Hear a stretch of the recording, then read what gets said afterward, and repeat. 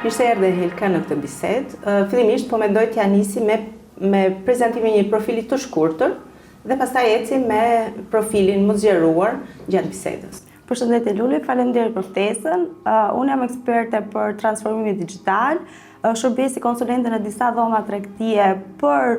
biznesin privat dhe për profesionistët e lirë të cilët janë të angazhuar në fushën e transformimit digital, në projektet që kanë impakt më të gjerë social me fokus teknologjinë, kështu që jam shumë e gëzuar të ndaj këto mendime me ty në këtë pasdita. Ne do të kthehemi shumë pas në kohë, në fillimet e tua. Si ka qenë ajo dita e parë, udhëtimi i parë, edhe ajo përballja me një botë kaq të madhe, sa gjetet ti aty domethënë? Në fakt, për mua nuk erdhi shumë shokuese apo surprizuese, sepse unë shkoja në një moshë relativisht të pjekur, pra pavarësisht se ëndra ime ishte shumë më herët që unë studioja jashtë në fushën që unë dëshiroja, por planet edhe pastaj projektet e sollën që unë të kisha shkëputje vajtje ardhje jashtë në Shqipëri, por shkëputja për të qëndruar në Mbretërinë e Bashkuar erdhi si rezultat i fitimit të një burse që unë pata në sigurinë kibernetike. Nuk ishte e lehtë patjetër, pasi unë kisha një karrierë dhe një pozicion pune të stabilizuar në Shqipëri, një network me njerëz që bashkëpunoja, që isha në kontakte të përditshme, patjetër familjarët të cilët për mua janë shumë të rëndësishëm dhe unë dëshiroj që të jem gjithkohës afër dhe të kem kontakte me ta. Kështu që dita e parë kur vajta ka qenë diel, ka qenë natë, 4 e mëngjesit, edhe u zgjova në një qytet të vogël midis Londrës dhe Oxfordit, vetëm. Dhe pash një kishë edhe një dom aty përballë balkonit ku jetoja dhe atë do të ishte shtëpia ime për 3 muaj. Kështu që e mora me shumë motivim, me shumë shpresë që ato gjëra që unë do të mësoja, apo ato eksperiencat që do përjetoja atje do më bënë një njeri më të përgatitur për jetën profesionalisht, sepse personalisht unë mendoja që isha e formuar, por vura re që jemi shumë vulnerabël edhe shumë, le të themi, jo të përgatitur kur e gjejmë veten diku larg familjes dhe që duhet i bëjmë gjitha gjërat vetë, sepse gjithsesi jeta në vende si Shqipëria, ku komuniteti është shumë i afruar një me tjetrin, ku largësia fizike nuk është shumë e madhe, të bën që ti të ndihesh në një farë forme i sigurt.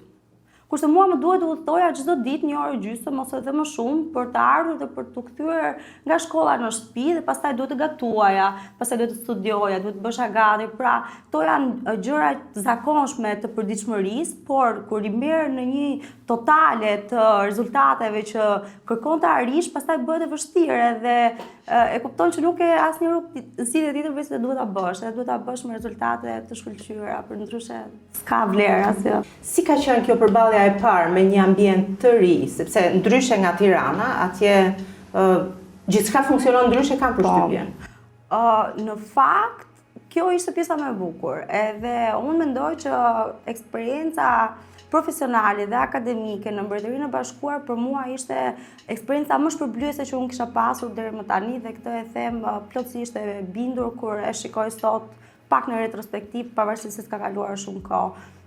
Unë shkova pa pritshmëri, çka do të thotë që unë shkova me një mendje të zbrazur që doja ta plotësoja me njohuri dhe informacion ndryshe. Pra nuk doja të shkoja me asnjë lloj paragjykimi apo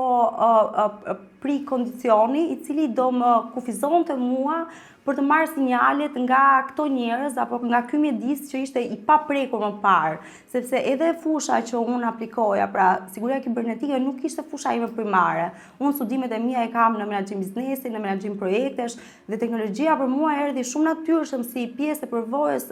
profesionale, kështu që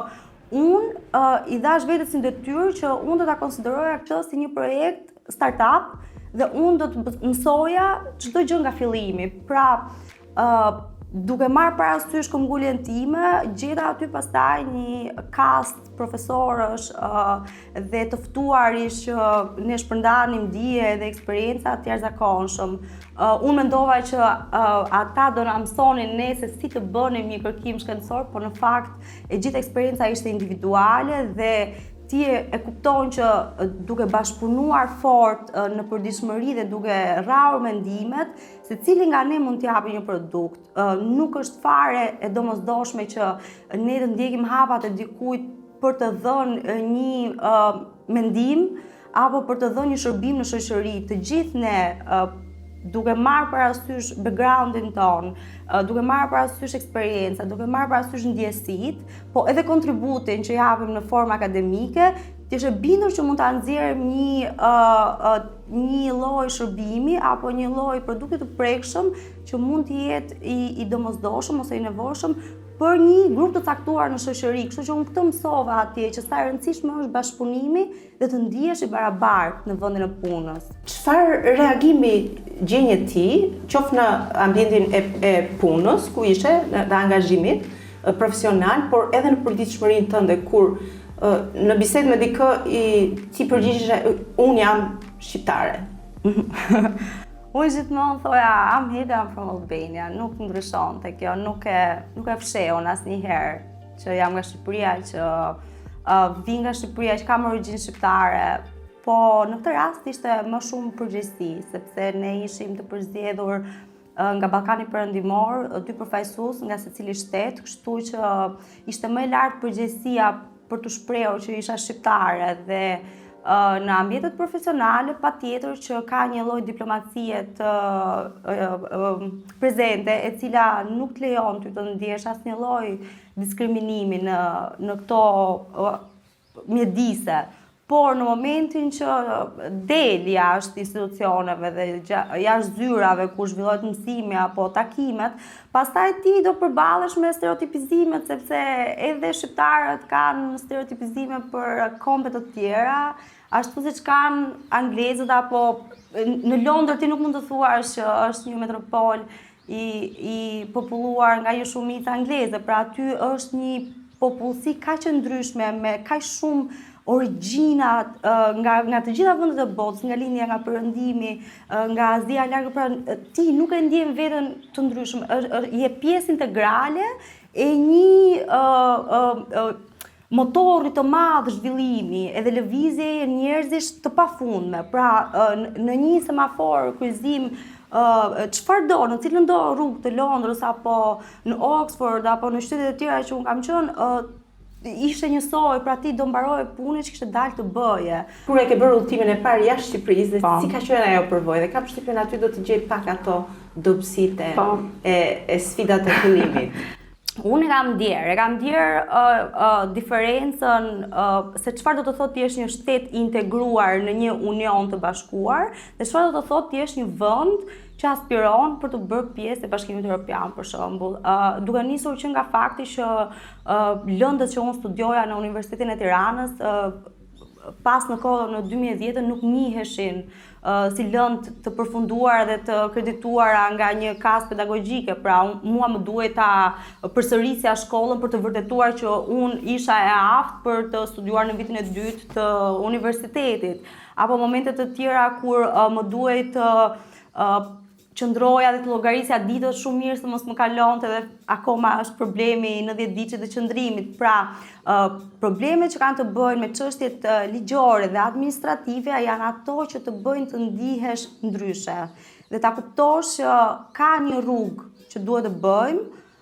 që t'i heqim këto barriera, sepse këto janë barriera që të pengojnë zhvillimin personal. Sepse ka persona të cilët nuk e kanë kaq të zhvilluar vetbesimin edhe ambicien për t'i treguar edhe të ngjashmeve të tyre nëpër botë që nuk ka rëndësi se nga e me origjinë, sepse ti mund të shkëlqesh. Po ky rasti nuk është kaq i zakonshëm që ti të shkëlqesh, kështu që në qoftë se shtetet dhe qeveritë marrin përsipër të bëjnë marrëveshje për të lehtësuar lëvizjen e kapitalit njerëzor, atëherë ne kur udhtojmë si të rinj do ndihemi më mirë dhe do jemi më të shëndetshëm për shoqërinë kur ndihemi të barabartë. Nuk do kemi komplekse.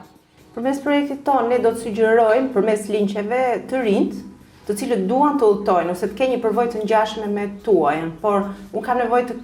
të marr prej teje edhe një këshill për ata që duan të kenë përvoja të ngjashme me ty, se si ata ta nisin rrugtimin e tyre ose gjithçka ti ke për t'u thënë atyre. Unë mendoja që isha vonë vjet kur fillova procedurën për të shkuar ose për të provuar a do ta fitoja unë këtë bursën për studiuar në Mbretërinë e Bashkuar. Edhe mendoja që po tani kam filluar punën edhe mbase nuk ja vlen që unë të shkëputem dhe të iki, por unë do të thoja që kam bërë vendimin ose kam marrë vendimin më të mirë, sepse e kuptoj që mbase po të isha larguar në një moshë tjetër më të re, nuk do ta kisha përballuar me kaq forcë edhe me kaq rezistencë ndryshimin e kulturës, ndryshimin e rutinës, përballjen me një popullsi dhe me një grup njerëzish, të cilët jo detyrimisht janë aty empatik për ty, për të shoqëruar apo për të dëgjuar. Kështu që këshilla ime do jetë që mos të nxitojmë për të kapur ëndrat dhe mos të nxitojmë për të bërë diçka sepse është në modë, sepse është e trendit. Ne duhet ta njohim veten tonë shumë mirë. Nuk ka asnjë kohë të duhur për të bërë diçka të duhur. Ka thjesht koha jote, është momenti jot që ti e kupton që kjo gjëja duhet të bëhet tani, ose unë do ta kryej tani këtë ndryshim në jetën time dhe ta bëj me bindje të plotë që do dali mirë. Pra, mos të tentojmë duke marrë përsipër riskun e të dështuarit, po të marrim përsipër riskun e të shkëlqyerit. E kam edhe një pyetje të fundit që lidhet me nisjen kur ti vendose të shkosh qoftë në Austri, qoftë në Holland, mbaj mend që më the qoftë edhe në Britaninë e Madhe, nuk e ke pas asnjëherë opsion që të luftosh për të qëndruar atje, apo gjithmonë që në nisje ti e kishe vendosur që të ktheheshe në Shqipëri dhe bashkë me këtë edhe sfidat e kthimit. Tani përshtatja në kushtet e reja në punë, pasi ti ke marrë një përvojë të rëndësishme atje. Unë e dua shumë Shqipërinë. Domethënë, unë kam shumë qejf të jetoj në Shqipëri. Pavarësisht se kam shumë qejf të jetoj edhe në Austri, edhe të jetoj në Holland, por nuk më ndahet shpirti nga të qenit në Tiranë, të pasurit, njerëzit e mi afër. Mendoj që është gjëja më e rëndësishme në jetë, familja dhe njerëzit e tu. Por nuk është e lehtë që të kthehesh. Nuk është fare e lehtë, sepse nuk është